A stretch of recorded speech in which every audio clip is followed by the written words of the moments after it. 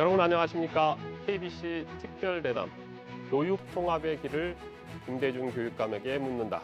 진행을 맡은 백지훈입니다.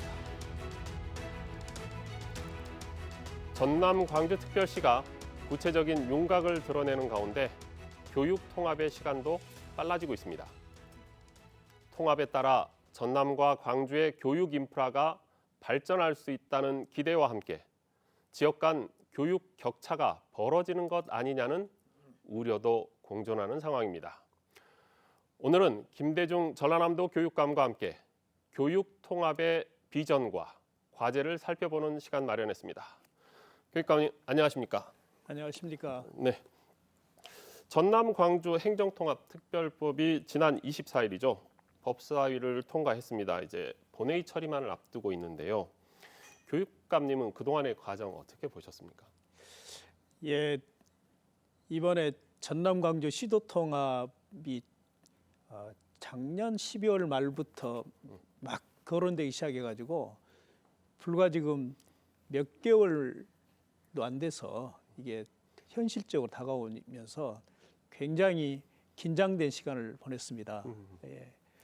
전남 광주가 통합이 된다는 것은 전남 광주가 분리된 40년 이후에 시도민들은 통합이 돼야 되는 열망을 갖고 여러 차례 시도를 했습니다. 그런데 대부분 실패를 했거든요.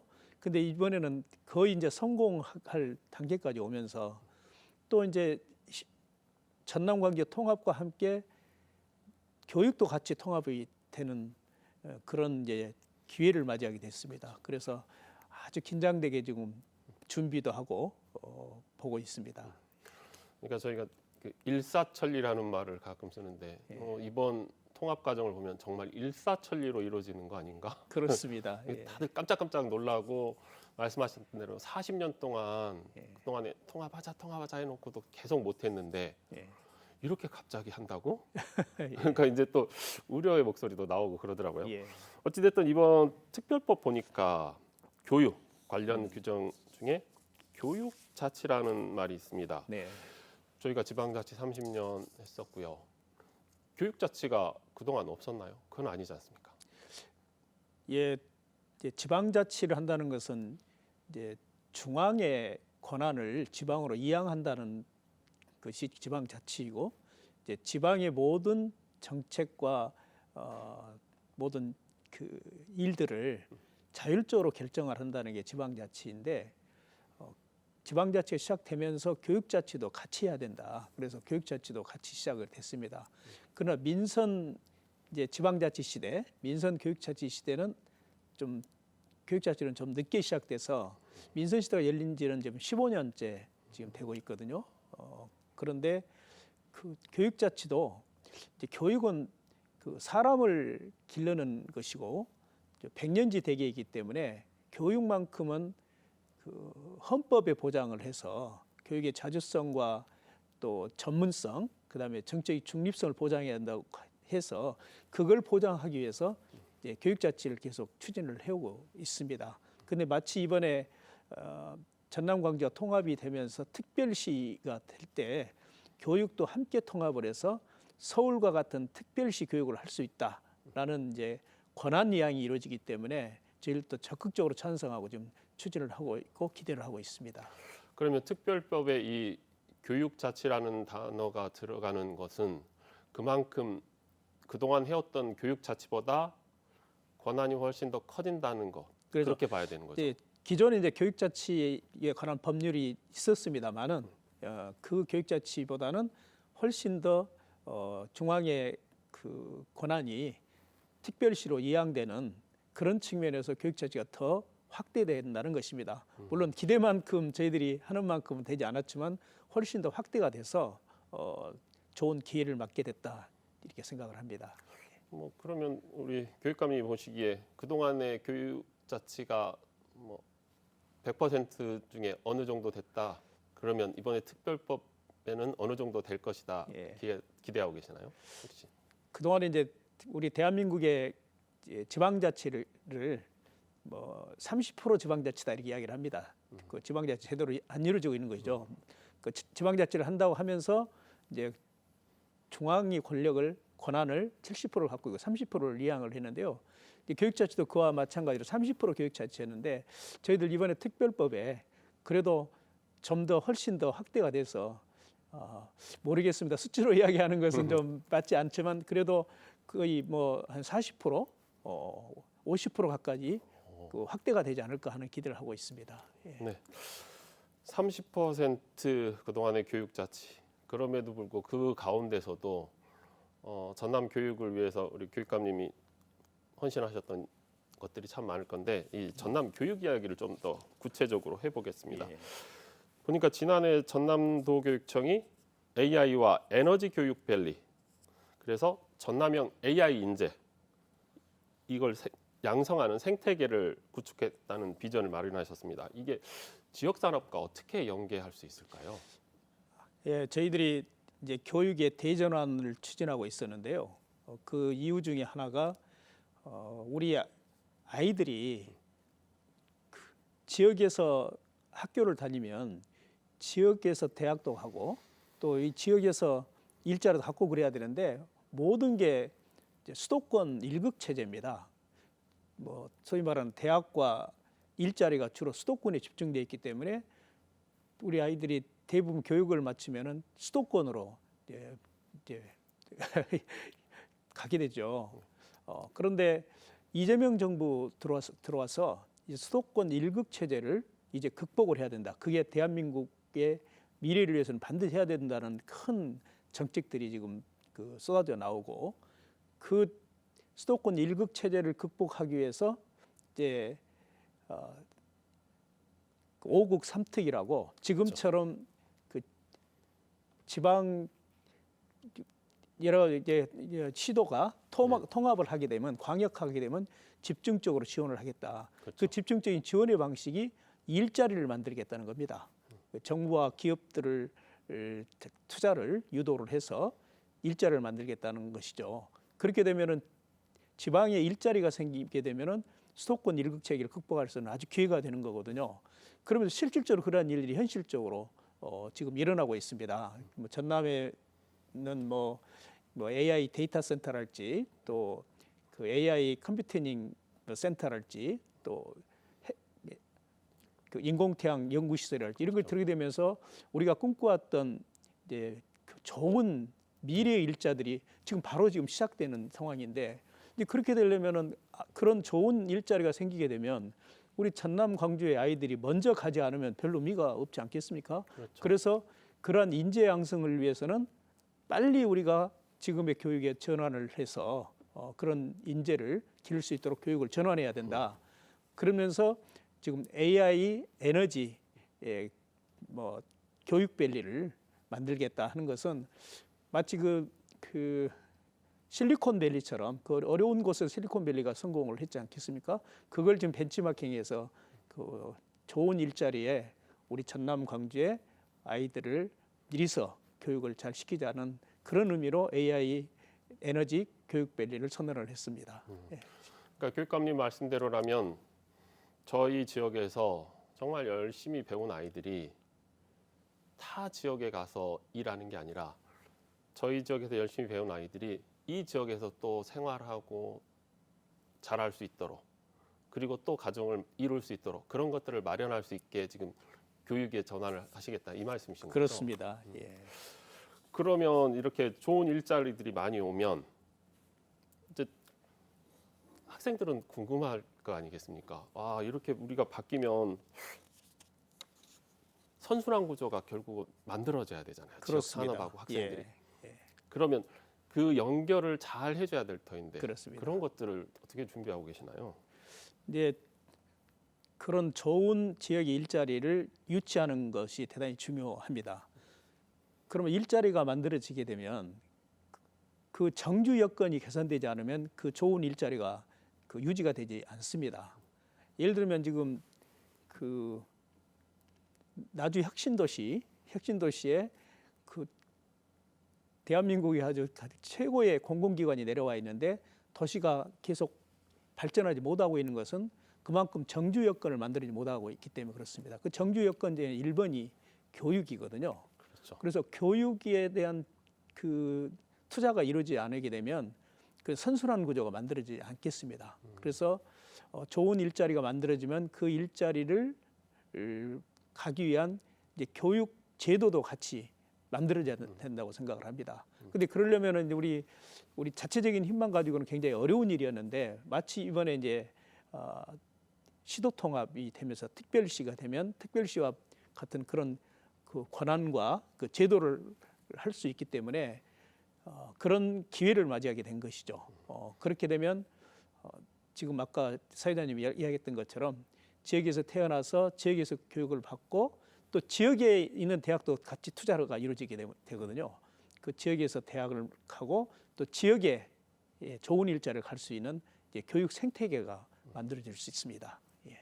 그러니까 지금 교육감께서 나주 공동혁신도시 사례를 말씀하셨는데 저희가 지금 한 10년 정도 됐는데 네. 이제는 그쪽에 근무하는 직원들이 처음에는 뭐 내가 어떻게 지내 왔다 갔다 뭐 고향을 왔다 갔다 하는 것 이런 거 걱정했는데 지금의 그들의 걱정은 우리 아이를 내가 여기서 정착을 하고 결혼을 하고 아이를 낳았는데 이 아이가 유치원 초등학교까지는 어떻게 괜찮겠는데 예. 중학교 때부터 고민이 많다더라고요. 그렇습니다. 이 아이 계속 여기서 이렇게 교육을 받아도 되나라는 걱정들을 하고 계신 분들이 있더라고요. 그래서 예. 참 그런 상황에 맞게끔 거기에 맞는 교육도 좀 변화가 있어야 되는데 너무 이것도 규제 아닌 규제였던 것 예, 같아요. 그렇습니다. 그런 어려움이 있었잖아요. 그렇습니다. 이게 특별법이 되면 통과되고 이렇게 통합이 되면 그런 부분에 있어서 뭐 통합 교육감이 해야 할 수 있는 길이 많아지나요? 좀 더? 그렇죠. 좀 더 구체적으로 이야기하면 그 나주에 그 인공태양 연구 시설이 들어오게 됩니다. 예, 그러게 되면 우리가 꿈꿔왔던 그런 미래의 좋은 일자리가 한 만여 개가 생기거든요. 근데 그 일자리를 바로 열리게 되는데 그럼 그 일자리를 갈 수 있도록 우리 전남 광주에 있는 우리 아이들이 갈 수 있도록 준비를 해야 되지 않겠습니까? 그러면 기존의 학과랄지 학교 시스템 가지고는 안 되기 때문에 학과를 개편하고 또는 새로운 학교를 좀 설립을 해야 됩니다. 예를 들면 연구시설에 가려면 연구시설에 가서 일할 수 있도록 하는 고등학교 때부터 그런 전문적인 교육을 해야 되는데 또 거기에 그 켄텍이라고 지금 그 에너지 대학이 네. 있지 않습니까? 에너지 공과대학이 있지 않습니까? 근데 그 에너지 공과대학도 우리 전남 광주 나주의 학생들이 거기를 주로 가거나 그럴 기회를 못 갖고 있습니다. 예, 그런데 이제 교육에 대한 투자가 이루어지고 그렇게 전환이 된다면 우리 아이들이 갈 수 있는 기회를 갖게 되는데 이번 특별법에는 그런 학과를 개편하고 학교를 설립하고 그런 이제 그 일자리에 갈 수 있는 설립할 수 있는 그 권한을 통합특별시 교육감에게 이양이 되어 오기 때문에 우리가 빨리 그걸 준비해서 할 수 있는 좋은 기회라고 생각을 합니다. 교육감께서 말씀하신 켄텍 같은 경우 제가 최근에 자료를 좀 살펴봤더니 2024년 기준이긴 한데 학생 1인당 교육비가 1억 8천이더라고요. 예. 우리나라 다른 어떤 대학도 이게 어떻게 넘사벽이더라고요. 예. 근데 그런 좋은 학교가 있는데 우리 지역 아이들한테 그렇게 많이 못 간다고 하니까 좀 예. 씁쓸하기도 하네요. 그래서 그걸 저희들이 거기 갈 수 있도록 가려면은 그 초, 중, 고등학교 때부터 그렇죠.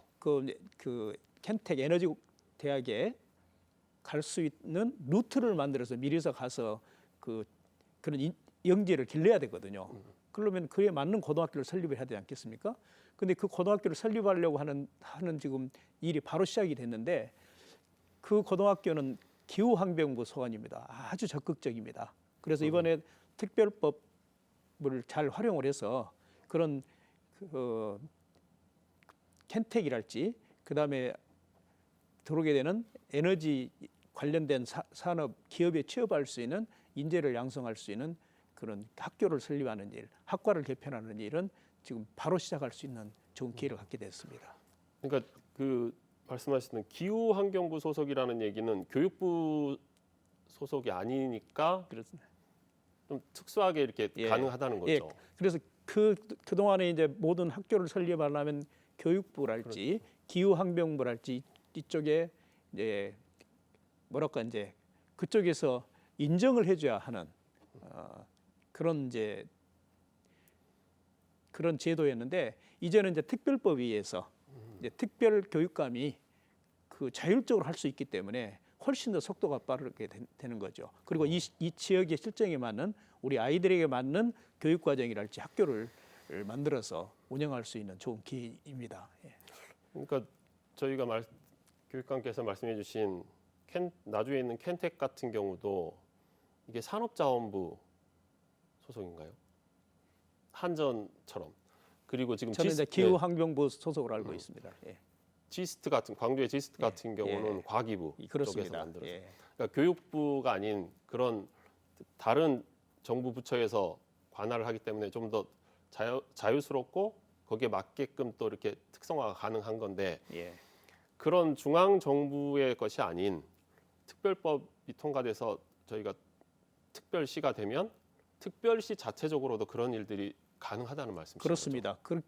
지금 이 지역에서 만들어지고 있는 여러 가지 이제 일자리, 좋은 일자리를 가기 위한 그 뭐 이런 특수 목적 학교랄지. 근데 그동안 특수 목적 하면은 중앙이나 명문대 가는 거였는데 지역이 좋은 대학, 지역에 있는 좋은 일자리를 가기 위한 영재 학교랄지 이런 것들을 얼마든지 특별시 교육청이 할 수 있도록 권한이 이양돼 온다는 것이 굉장히 중요한 의미가 있다 생각합니다.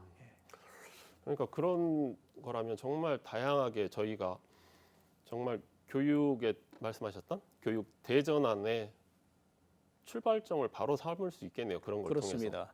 이제 교육의 대전환은 이제 교육에는 그 근본적인 기본 교육이 가장 이제 중요한 겁니다. 그거를 위해서 국가 교육 과정을 보편적으로 다 해야 되는 일인데요.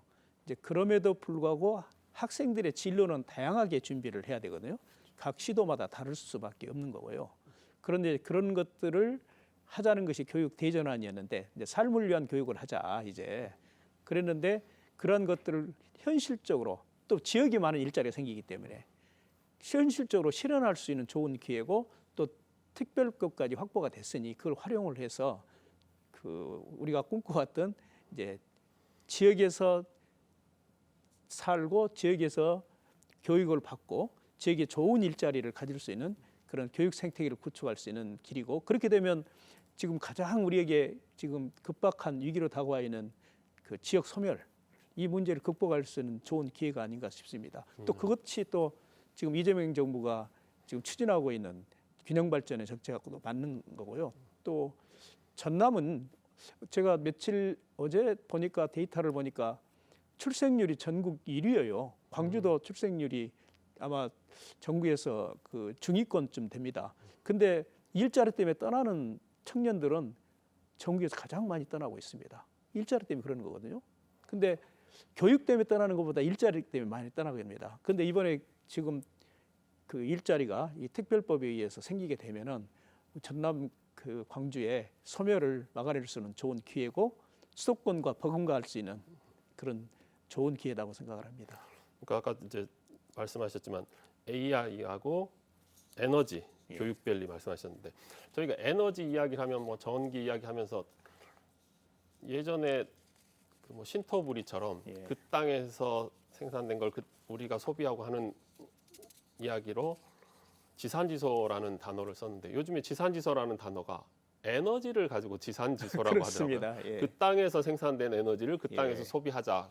그래서 그럼 어떻게 소비하느냐? 거기에 맞는 일자리들을 이쪽에 산업을 마련하고 그 산업을 활성화한다. 이렇게 이야기하는데 그러면 이 교육과 지역의 산업들이 이제 두 개 잘 맞물려 갈 수 있는 기회가 충분히 될 것 같습니다. 그렇습니다.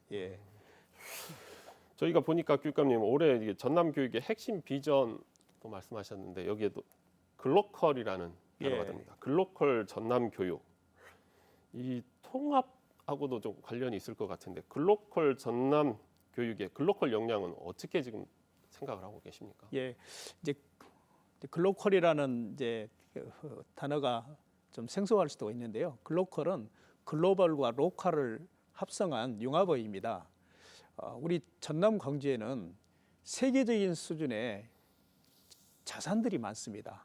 그 역사 문화도 그렇고요. 특히 문화, 그리고 요즘에 세계적인 산업으로 뜨고 있는 푸드, 이거 다 예, 우리 전남 광주가 가장 원류이고 가장 앞서 있는 곳이거든요. 그리고 또 특히 이번에 그 미래의 산업하면 AI, 에너지, 뭐 반도체 이런 것들을 미래의 산업이라고 하는데 거기에는 그 전기를 많이 써야 되는 것입니다. 근데 이 전기를 그 앞으로는 화석 에너지 환경 때문에 지금 이제 원전이랄지 이런 것보다는 신재생 에너지가 이제 그 앞으로 미래의 에너지 산업인데 전남이 여러 가지 전남 광주는 햇빛과 또 물과 또 바람이 앞서고 땅이 많아요. 그렇기 때문에 아주 투자하기가 좋고 또 전기를 생산할 수 있는 것에 있어서 미래 산업이 될 수 있는 아주 좋은 이제 그 곳이죠. 그러면서 세계의 그런 여러 가지 글로벌한 그런 교육 장점들을 이 전남 광주의 장점들하고 같이 융합을 시켜서 하는 것이 글로컬 교육이다 해갖고 추진을 하고 있었는데 특히 전남이 이제 가장 또 절박해서 먼저 시작을 했습니다. 전남은 농산어촌이 많고 작은 학교가 많고 그래서 글로컬 교육으로 전환을 해서 우리는 지금과 같은 수능 중심의 그런 대학 경쟁 구도 속에서는 도저히 수도권을 해볼 수가 없다. 그러니까 우리는 강남처럼 교육해갖고는 더 경쟁을 이길 수 있기 때문에 우리 아이들은 그 글로벌한 인재, 글로컬 인재를 길러내는 것이 가장 좋은 교육이다. 그리고 시작을 했었거든요. 근데 그 어느 정도 상당히 정착이 되어가고 있었어요. 근데 이번에 이제 통합 특별시가 되면서 또 특별법까지 우리가 갖게 됨으로써 지금 추진하고 있는 글로컬 교육을 이제 광주와 함께하면 더 훨씬 더 커지지 않겠습니까? 힘도 생기고 이제 그렇게 되면 그 우리 이재명 후보가 추구하고는 K 교육 또 글로컬 교육이 비전이라고 생각합니다. 그래서 그런 K 교육도 우리 전남 광주의 특별 교육이 먼저 시작할 수 있고 그래서 대한민국의 K 교육을 선도할 수 있다 이런 그런 큰 희망도 저희들이 갖고 좀 있습니다. 교육감님 말씀대로 이렇게 국제적인 역량 어디 나가서도 우리 자신 있게 우리 이야기를 할 수 있는 그런 학생들 키워내는 것도 중요한데 이제 아까 말씀해드렸던 것 중에 AI하고 AI하고 또 하나 두 개가 있었잖아요. 그 중에 AI 인재 거기에 보니까 2030 교실이 있어요. 네. 2030 교실을 좀 확대하신다는데 2030 교실은 어떤 내용으로 봐야 되나요? 이제 우리가 AI 교육을 맞이 이야기를 하게 됩니다. 그 미래 교육은 AI 교육이다. 그런데 대부분 그런 상상들을 하죠. 그런 교육들은 뭐 AI, 뭐 디지털 또는 코딩, 로봇 이런 것들을 기술을 익히는 것이 그 AI 시대의 교육이다라고 생각을 하는데 그러한 교육이 어떻게 선도적인 학교에서 선도적인 곳에서만 이루어지는 것이 아니라 우리 전남에는 이제 전남은 820여 개 학교가 있고 광주는 한 500여 개의 학교가 있는데 이 학교에서 같이 이루어져야 되지 않겠습니까? 그럼 그 교실이 그 교육이 실제로 다니고 있는 초, 중, 고등학교 교실에서 이루어져야 한다고 생각을 합니다.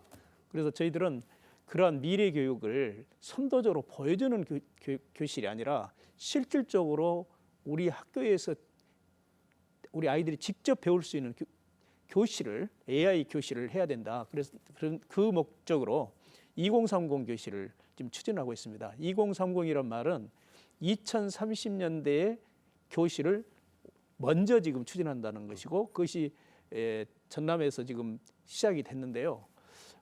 지금 작년에 130여 개가 학교가 했고 금년에 또 110개가 더 이제 시작이 돼서 150개 정도가 지금 학교가 지금 2030 교실이 열려 있습니다. 그리고 이걸 더 하겠다는 학교들이 늘어나서 계속 확산이 돼가고 있는데요. 그 2030 교실은 그 교실 안에서 우리가 상상하는 뭐 시간, 공간 제약을 뛰어넘고 언어도 뛰어넘고 그리고 그 교실 안에서 AI 시스템이 다 들어옵니다. 그 디지털 기기랄지 그다음에 거기에 또 동시 통역을 할 수 있는 시스템이랄지 그리고 학생들이 활동을 할 수 있는 것이 다 이렇게 기록이 돼서 그걸 다시 평가도 그 안에서 이루어지게 되고 또 맞춤형 교육도 이루어지게 되고 이제 어떤 학교는 수업을 동시에 연구원들하고 같이 연결을 해서 동시에 하기도 하고 줌 같은 그렇습니다. 영상 통화하면서요. 그리고 또 뭐 호주랄지 이런 데하고도 같이 연결해서 수업을 공동 주제를 갖고 하기도 하고 또 국내 안에서도 우리는 이제 섬이 있잖아요. 섬에 있는 학교하고 또 도시에 있는 학교하고 같이 연결해서 하는 완전히 공간을 뛰어넘고 또 제가 어떤 그 2030 교실을 가서 방문을 했는데 정약용 선생이 그 이제 아바타로 등장을 해가지고 등장을 해서 그 정약용 선생님이 와서 같이 그 토론하고 학생하고 수업을 하는 이게 시간도 뛰어넘는 그리고 특히 전남광주는 다문 학생들이 많잖아요. 그런데 여러 나라 학생들이 그 같은 수업 시간에 언어의 장벽들이 있는데 그 언어의 장벽도 동시에 그 통역이 이루어지면서 해결해 가는 그게 좀 2030 교실입니다. 그러한 2030 교실이 초, 중, 고등학교 또 특수학교 그리고 작은 학교 농산에 있는 작은 학교하고 또 과밀한 학교까지 다양한 형태로 일어나고 있는데 그러한 것들이 이제 확산이 돼가고 있어요. 그래서 그리고 대부분 그런 이야기합니다. 전남에서 하고 있는 2030 교실이 바로 저게 미래의 교실이고 저게 바로 K-에듀다 그런 이제 닉네임도 붙었는데요. 이렇게 되면 이제 미래의 교육은 제가 볼 때는 수도권에 뒤지지 않고 우리 전남 광주가 더 먼저 할 수 있다는 생각이 들고 또 이번에 이제 통합특별시가 되면서 그런 것을 더 빨리 추진할 수 있는 여러 가지 제도적인 장치가 법률로서 확보가 되기 때문에 이걸 전남 광주가 계속 확대를 시켜서 대한민국 미래 교육을 선도하는 그런 특별시가 돼야 되겠다 이런 생각을 갖고 있습니다. 참 대단한데 예. 사실은 이제 제가 한국어 선생님인데 교육감께서 말씀하시는 그런 AI 교실이 생겨서 그 안에서 학생들끼리 언어의 장벽 없이 이렇게 막 공부를 하고 그러면 저 같은 사람은 할 일이 없어지는 거 아닌가라는 생각도 들고 그게 이제 뭐 저희가 정약용 선생님 이야기했는데 그 역사의 인물을 책이 아닌 AI를 통해서 눈앞에 나와서 내가 궁금한 거 물어보고 답변을 듣고 이런다고 하면 약간 우리 선생님들 조금 긴장하셔야 되는 거 아닌가 그런 생각이 드네요. 그런데요. 지금 2030 교실은 결국은 이제 선생님이 이 교실을 운영을 하고 또 디자인도 하고 해야 되고 책임은 선생님이 가장 최종 책임을 지고 하는 것이죠. 그런데 이걸 수업을 하나 하려면은 선생님의 굉장한 헌신과 노력이 있어야 됩니다. 그래서 웬만한 선생님 같으면은 기존의 수업 방식 말고 이걸 새롭게 한다는 게 쉽지 않은 건데 이걸 서로 하겠다고 선생님들이 굉장히 많이 지금 신청을 하고 있습니다. 그 말은 여기 2030 교실이 우리 미래 교육, AI 교육이 확실하게 비전이 있다고 생각하고 믿음이 있기 때문에 많은 선생님들이 이걸 하려고 하고 있어서 저희는 굉장한 큰 이제 기대를 갖고 있고 또 자부심도 있습니다. 우리가 지금의 입시 경쟁 속에서 수도권에 비해서는 기울은 운동장 속에서 교육 격차를 우리가 감소를 해야 되는 상황인데 미래 교육만큼은 2030 교실 같은 걸 통해서 얼마든지 또 수도권을 뒤지지 않게 먼저 할 수 있다는 그런 자신감도 생기는데 이번에 특별시까지 되고 또 특별법으로 이런 걸 지원할 수 있는 여러 가지 제도적인 그 지원책들이 마련되기 때문에 저희 전남 광주가 교육으로서 개천에서 용나는 그 시대가 전남 광주 시대였거든요. 그런데 그 부흥의 시대, 교육 부흥의 시대를 맞이할 수 있는 좋은 기회다 이렇게 생각을 합니다. 네. 제가 아는 그 AI 전문가가 그런 이야기를 하더라고요. AI를 가장 잘 다루는 세대가 어떤 세대인 줄 아냐? 그래서 글쎄요, 어떤 세대일까요? 그랬더니 50대가 가장 잘 다룬답니다. 예? 예. 젊은 사람들이 아니고 그랬더니 이유인즉슨 50대는 사회 경험, 그동안의 사회 경험을 쌓아오면서 어떤 일에 이 일을 어떻게 풀어야 되는지라는 경험치가 쌓여 있다. 그렇습니다. 예. 그 경험치를 가지고 AI를 활용을 해야 훨씬 높은 AI 사용이 가능하다. 예. 가치 있는 AI 사용이 가능하다 했는데 교육감님 말씀대로라면 선생님들이 그 충분히 그동안 본인이 가지고 있던 그 교육의 경험치들을 AI를 통해서 아이들한테 아이들이 더 잘 공부할 수 있도록 그걸 만들어 주신다는 거죠. 2030 교실 자체가. 예, 그렇습니다. 예, 우리 선생님들께서 대단합니다. 저희들이 우리 교육에 대한 그 대전환을 하려고 하면서 제일 중요한 것은 우리 아이들이 이제 미래의 인재로 자랄 수 있는 역량을 길러야 되는데 그 역량은 AI를 얼마나 잘 활용할 수 있냐는 능력인데 그 활용 능력은 사고력입니다. 근데 사고력은 결국 독서에서밖에 만들어낼 방법이 없습니다. 그래서 독서를 굉장히 우리 전남 교육에서는 강조를 하고 지금 취재를 하고 있는데 이러한 것은 이제 공감을 하고 있는 분들이 이제 선생님들이고요. 그리고 이 선생님들이 세계적으로 보면 대한민국의 선생님들이 최고의 수준입니다. 그런 좋은 선생님들이 이제 그 미래 교육을 앞장서서 하겠다고 2030을 하게 돼서 저희들은 큰 지금 그 교육에 대한 대전환이 빨리 진행이 되고 있다는 말씀을 드립니다. 예. 감사합니다. 저도 한국어 선생님이어서 선생님이 칭찬해 주시니까 감사하네요. 그런데 한국어 그 교사 자격을 따기가 쉽지 않았을 텐데 대단하시네요. 보니까 이제 교육감 말씀하셨던 그 독서의 중요성. 예.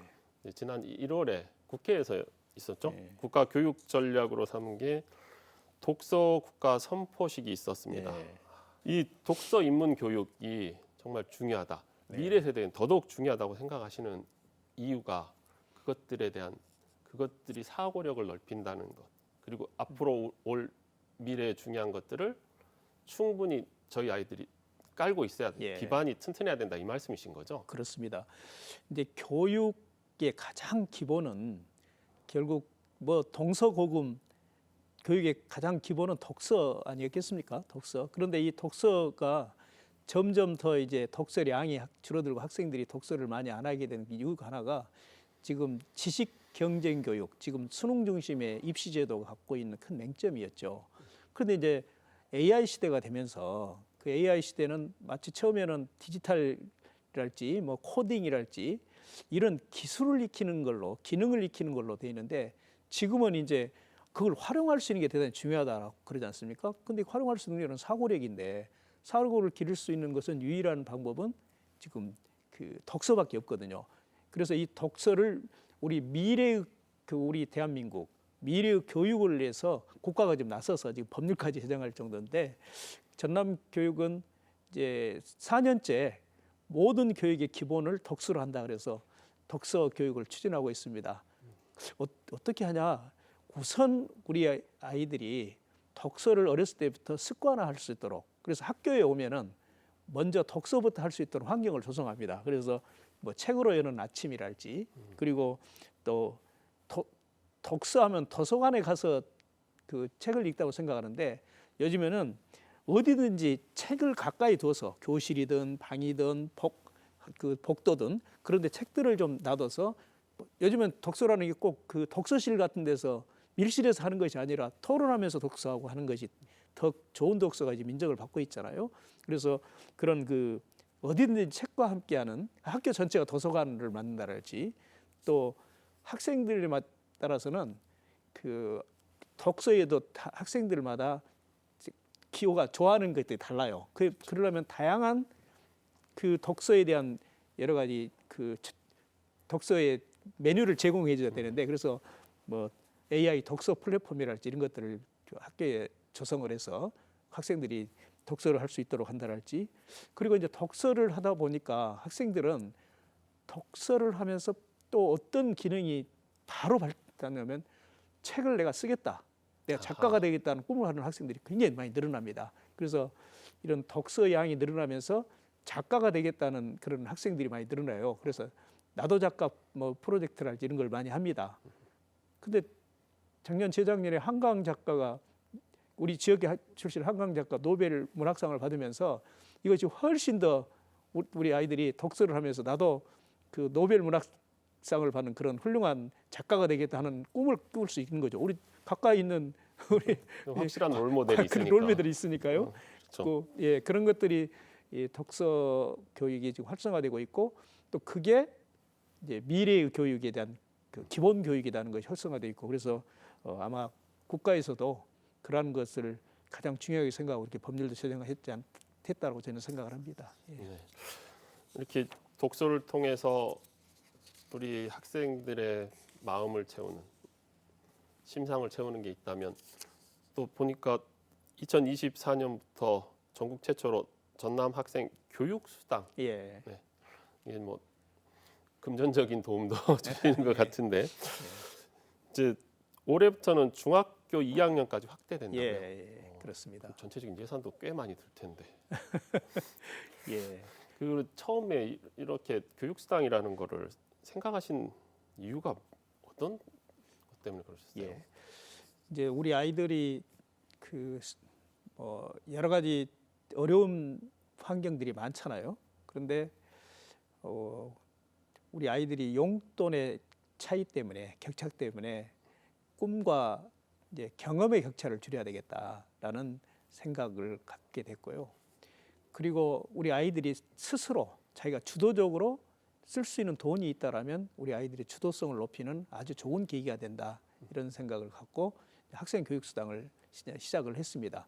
그 이제 원래 교육수당의 시작은 이제 기본소득의 그런 철학 속에서 시작이 된 겁니다. 근데 대한민국에 이제 기본소득이라는 제도를 도입하려고 하지만 이게 잘 안 됩니다. 안 되고 있는데 우리 교육에 기본소득을 도입하게 되면 훨씬 더 빨리 정착할 수 있다고 해서 시작한 게 이제 교육수당인데 이제 처음에는 많은 예산이 들어가는 것이었고 또 이런 교육수당을 들려면은 정부하고 그 협의를 해야 돼요.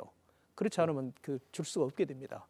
그 보건복지부와 협의를 해야 되는데 그걸 2023년도부터 2년도부터 교육수당을 하겠다고 보건복지부 협의하는 이게 지난 정부가 이건 보편적 복지다.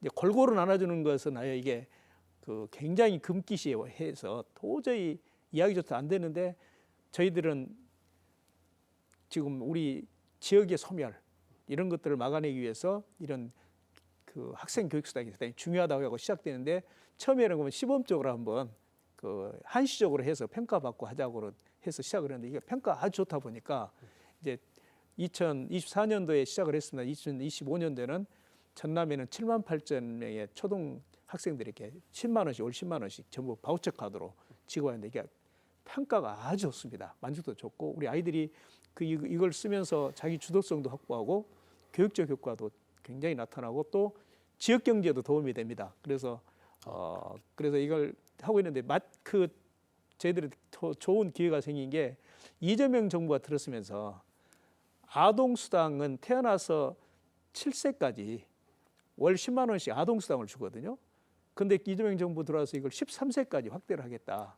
그렇게 하고 금년에는 이제 2026년에는 8세까지로 확대를 했습니다. 그렇게 되면 이제 10만 원씩 주는 것이 겹치게 되잖아요. 그럼 보건복지과도 겹치면 그 겹치는 부분은 지급하지 않기로 했기 때문에 초등학교 1학년부터 6학년 주고 있다가 1, 2학년은 아동수당으로 10만 원을 받기 때문에 3, 4, 5, 6학년을 주고 그리고 그 예산을 1, 2학년 줬던 것을 중학교로 확대를 해서 중학교 1, 2학년까지 확대를 합니다. 그런데 이제 우리가 매칭을 하자 부산급식처럼 중학교부터는 확대를 할 때 전남교육청에서 그 5만 원을 하고 그 다음에 기초 이제 시군에서 5만 원씩 같이 하게 되면 그렇게 해서 한 대는 고등학교까지 확대를 하자. 그렇게 지금 추진하고 있는데 이미 진도는 금년에 그렇게 매칭을 해서 진도는 전 초, 중고 학생이 다 받습니다. 그리고 여러 지금 자치단체 그렇게 지금 하게 돼서 저는 이번 학생 교육수당이 이재명 정부에 들어와서도 큰 기회가 됐고요. 또 각 시군에서 같이 함께 하려는 것들이 계속 확산이 되면서 이건 대한민국의 학생 교육 수당이 마치 무상급식처럼 저는 정착이 된다 이렇게 생각을 하고 있습니다. 저희 어렸을 때는 이렇게 용돈 받으면 용돈 기입장 썼는데 이 학생 교육수당 받으면 학생들도 맞습니다. 진짜요? 예, 그렇게 유도를 합니다. 지금 이 교육수당을 학생 스스로 쓰도록 했어요. 처음에는 이제 우리 부모님들이 그 교육수당을 학생들이 허투루 못 쓰게 하려고 이렇게 간섭도 하고 부모님들이 이제 카드를 갖고 쓰고 그러면서 여러 가지 이제 일들도 생겼죠. 그리고 저희들은 적극적으로 부모님들한테 말씀을 드렸습니다. 아이들이 스스로 쓰게 해라. 그러면 우리 초등학교 1학년 학생들은 10만 원, 월 10만 원도 큰 돈이거든요. 근데 그 초등학교 1학년만 되더라도 자기 돈이라고 하면 내 마음대로 쓸 수 있다는 아까 용돈처럼 세뱃돈처럼 절대 허투루 쓰지 않습니다. 친구들하고 이야기하고 어떻게 쓰겠다고 상의도 하고 그러면서 계획을 세우고 쓰고 경제 교육이 제대로 됩니다. 그러니까요. 예. 그래서 이 만족도, 이 교육적 성과 때문에 교육 수단이 계속 확대가 돼가고 있다고 생각이 듭니다. 용돈 기입하는구나. 예. 근데 그 보니까 전남에는 정의와 공동체 가치를 강조하는 의 예. 정신이 있습니다. 광주에 이제 민주주의 상징하는 5.18 정신이 있는 그렇습니다. 것처럼 전남에는 의로울 예. 의 정신이 있는데 그러면 이거 두 개를 같이 한다면 전남하고 광주 학생들에게 어떤 교육 가치가 실현될 수 있을까요? 예. 지금 그 민주 시민 교육이 얼마나 중요한가가 이번에 이제 그 12.3 내란을 겪으면서 그 내란을 막아내는 사람은 결국 그 민주 시민들이 있지 않겠습니까?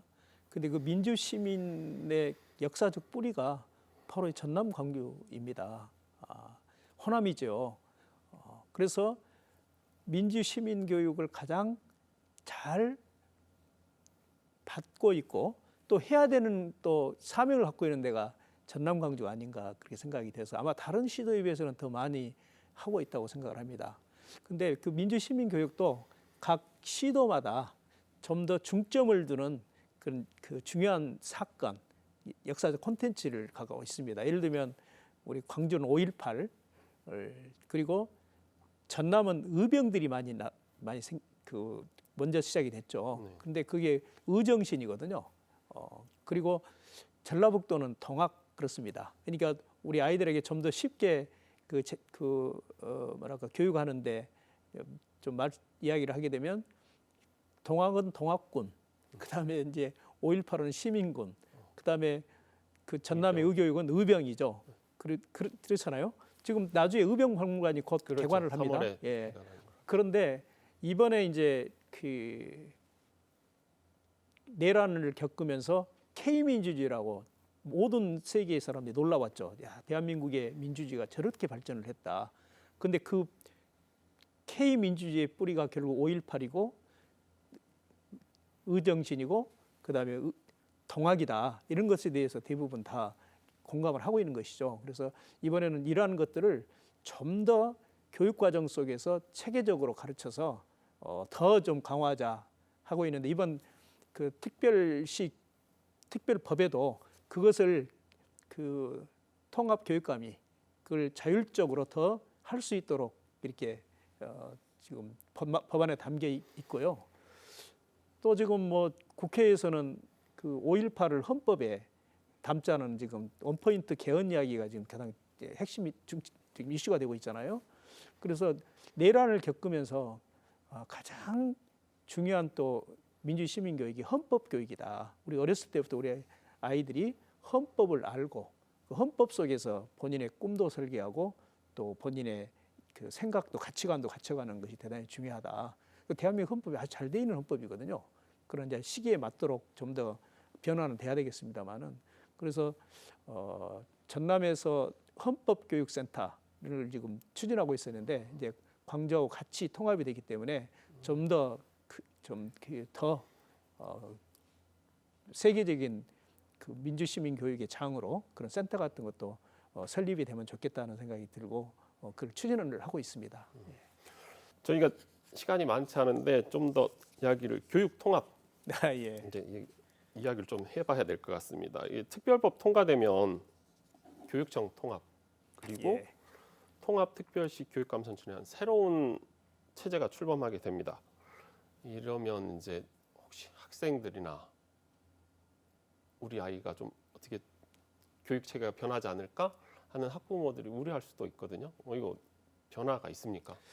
많은 걱정들을 하셨죠. 지금 이제 통합이 되면은 그동안의 교육자치가 되면서 광주는 광주의 교육이 어느 정도 뿌리를 내리고 있고 또 전남은 전남대로 그 교육이 뿌리를 내고 있는데 이게 통합이 되면은 전남에서는 광주 중심으로 가서 도시로 다 몰려가는 거 아니겠는가 걱정도 하고 또 광주에서는 아니 선생님들께서 이 통합이 되면은 광주는 광주 안에서 이게 선생님들이 인사가 이루어지는데 아니 우리가 저기 뭐 전남에 저기 농산어촌까지 가야 되는 거야 많은 걱정들도 많이 하지요.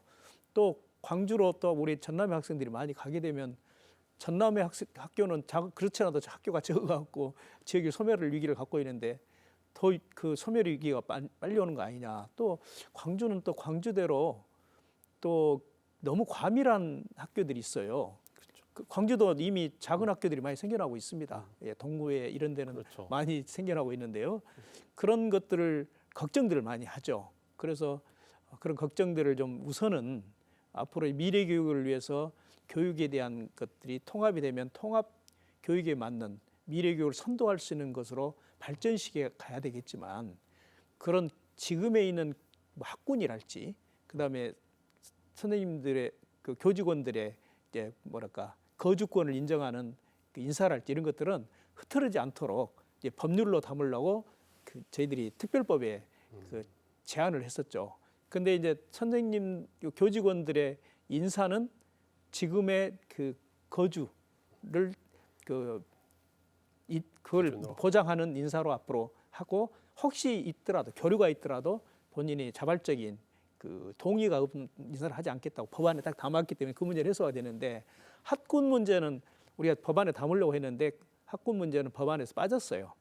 그래서 그것을 이제 통합교육청이 출범을 하게 되면 특별시 교육청이 출범하게 되면 이제 조례로 해서 기존의 학군이랄지 이런 것들을 다 온전시키면서 그리고 이제 교류는 이제 그때 가서 이제 여러 교육 공동체랄지 여러 이제 통합 시민들의 의견을 모아서 하기 때문에 걱정을 안 하셔도 된다는 말씀을 좀 드립니다. 예. 이제 뭐 학생, 선생님 이렇게 이야기를 하셨는데 지금 여기 특별법에 교육감 직선제 이야기도 예. 있습니다. 그러면 이렇게 통합된 교육 체제에서 직선제 유지는 어떻게 보십니까? 그게 지금 교육감 직선제는 이제 교육 자체가 시작이 되면서 교육만큼은 정치적인 중립과 또 자주성, 전문성을 보장해야 된다 해서 교육감을 직선으로 하도록 지금 하고 있는데 이게 지금 그동안에 행정자치하고 이렇게 같이 함께 협력하는 과정에 여러 가지 원활하지 않은 측면들이 많이 있고 또 그래서 대전 충남에서 이미 특별법을 더 먼저 시작으로 법안을 만들었습니다. 거기에는 교육감 직선제가 아니라 런닝메이트제랄지 또 이런 걸로 갈 수 있도록 열어놨어요. 그래서 굉장히 저희들이 걱정을 많이 했거든요. 그것 때문에도 이번 전남 광주가 통합이 될 때 교육도 통합을 해서 교육 자치를 지켜야 된다는 저희들이 이제 생각이 있어서 적극적으로 나섰는데요. 이번 전남 광주의 교육 특별법 속에 교육감 직선제는 그 직선을 하는 그리고 교육 자치를 헌법보다는 교육 자치를 그대로 더 지키고 오히려 더 확대하는 쪽으로 이렇게 되면서 지금 통합하려고 하는 그 대전 충남이랄지 그다음에 대구 경북에도 그 영향을 미쳤다고 생각을 합니다. 그래서 지금까지 해왔던 교육감 직선제는 그대로 지금 이번 법안이 이제 본회의를 앞두고 있는데 그 안에 담겨 있기 때문에 통과되더라도 그렇게 시행이 된다 이렇게 생각을 하고 있습니다. 근데 이제 아까 교육감께서도 말씀을 해주셨지만 쏠림, 예, 쏠림 현상 예, 이게 뭐 학생이 쏠리는 것인지 교육 자원이 쏠리는 예. 것인지 이 쏠림 현상을 우려하시는 분들이 일단은 많습니다. 이게 예. 광주로 쏠릴 거라고 예. 생각하는데 꼭 광주로만 쏠릴까요? 그렇지 않습니다. 왜 그러냐면요. 우리가 이제 통합시를 출범하게 된 가장 중요한 목적은 서울로 쏠림하는 걸 막자는 거거든요. 그래서 광주 전남이 전남 광주가 통합특별시가 되면서 이제 서울로 유출하는 것들은 상당 부분 이제 막아낼 수 있다고 생각을 합니다. 근데 전남 광주도 그동안에 40여 년 동안 이제 분리돼서 교육을 해오고 교육자치를 해왔는데도 불구하고 전남 안에서도 도시가 있고 농촌이 있어요. 그리고 광주의 교육의 장점이 이미 다 그 장점들이 다 축적이 됐고 전남 교육의 장점이 축적돼 있기 때문에 그 장점들이 다양한 교육과 특수성을 하는 게 교육이 돼 있기 때문에 이게 쏠림 현상이 일어나지 않고 그 쏠림 현상을 그래 혹시 또 우려가 생길 수 있기 때문에 아까 학군이랄지 이런 것들을 이제 조례로 담아서 그런 일이 일어나지 않도록 그 보장을 준비하고 있다 그런 말씀을 드립니다. 네. 그리고 이제 반대로 이렇게 농어촌 학교들 그래서 특별법에 보니까 농어촌 작은 학교 지원 네. 이 작은 학교를 지원한다는 게 가뜩이나 이제 지금도 적은데 이렇게 쏠려버리면 예. 더 힘들어지는 거 아니냐라고 할 수 있지만 반대로 더 그 학교만의 작은 학교만의 특화된 것도 또 만들어낼 수 있지 그렇습니다. 않을까요? 예. 저는 그렇게 생각하는데 어떠십니까 그 부분은? 예. 지금 이제 작은 학교를 살리는 일이 지역을 살리는 일이다 그래서 작은 학교를 살리는 방법이 한 가지 방법밖에 없습니다. 그 작은 학교의 교육의 질을 높이는 길밖에 없거든요. 그 질을 높이는 것은 이제 특성화 교육을 하는 길밖에 없습니다. 이게 지금 성공을 해서 전남의 작은 학교들이 오히려 학생 수가 늘어나고 있고 지금 폐교되는 그 여러 개 속도를 많이 늦췄습니다. 지금 거의 지금 일어나지 않고 있을 정도로 작은 학교가 특성화되면서 이제 온전히 되고 있거든요. 근데 이번에 광주 전남 광주가 통합이 되면 특별시가 되게 되면 훨씬 더 많은 재정적 지원, 그다음에 교원 양성의 또 그 여러 가지 제도의 변화, 또 교육 과정을 자율적으로 또 그 운영할 수 있는 이런 것들이 권한들이 내려오기 때문에 그리고 예산이나 이런 것들이 확대가 되기 때문에 오히려 작은 학교에 더 지원할 수 있는 그리고 전남 광주 안에서도요. 광주 안에서도 그 여러 가지 교육 격차가 생기잖아요, 지금. 그렇죠. 전남 안에서도 그런 교육 격차가 많이거든요. 그래서 광주, 전남 광주가 쏠림이 아니라 균형 발전할 수 있는 좋은 기회고 그것은 이제 우리 정책 담당하는 우리 하는 분들이 그 정신을 철저히 지켜가면서 해야 한다고 생각하고 저는 뭐 그건 어려운 일이 아니라고 생각합니다. 다 이제 주민들이 지켜보고 있고 또 이번 또 선거라는 과정 속에서 그걸 어떻게 지켜내겠다는 이야기들을 다 공약으로 내세우고 그렇게 해서 그 문제는 다 해결이 될 거다 이렇게 생각을 합니다. 예. 네, 이렇게 우리 교육감님하고 이야기를 나누다 보니 벌써 끝내야 될 시간인데 마지막으로 시청자분들께 한마디 해주시죠. 예. 예, 전남 광주 이제 시청자 여러분, 전남 광주가 분리된 지 40년 만에 이제 통합을 앞두고 있습니다. 단순한 통합이 아니라 전남 광주가 서울과 같은 특별시로 발전할 수 있는 좋은 기회를 갖게 됩니다. 그 통합 특별시의 가장 중요한 목적은 이 지역에 좋은 일자리를 만들어서 이 지역의 수도권 집중을 막아내자는 그것이 가장 중요한 목적입니다. 그와 마찬가지로 좋은 일자리가 생기게 되면 그 일자리에 갈 수 있는 우리 아이들을 인재를 길러야 되는데 그러한 인재를 길르기 위해서 교육도 함께 이번에 통합을 합니다. 이번 통합 특별시의 출범과 함께 통합 교육도 함께 대전환을 이뤄서 대한민국 교육을 이제 선도하고 또 수도권과 기울어진 운동장소에서 우리 아이들이 교육을 받고 경쟁을 했었는데요. 이제는 수도권과 어깨를 나란히 하는 그런 교육으로 발전할 수 있는 기회라고 생각합니다. 우리 시도민 여러분들께서 응원해 주시고 또 협력해 주시면 그러한 것들이 빨리 이룰 수 있다고 생각을 합니다. 예. 네, 긴 시간 이렇게 함께해 주셔서 감사합니다. 감사합니다. 네, 많은 이야기를 나눠봤지만 교육에 관한 논의는 정답을 찾기 어려운 것 같습니다. 그렇기에 더더욱 한 사람의 해답이 아니라 모두가 머리를 맞대고 충분히 고민하는 과정이 중요해 보입니다.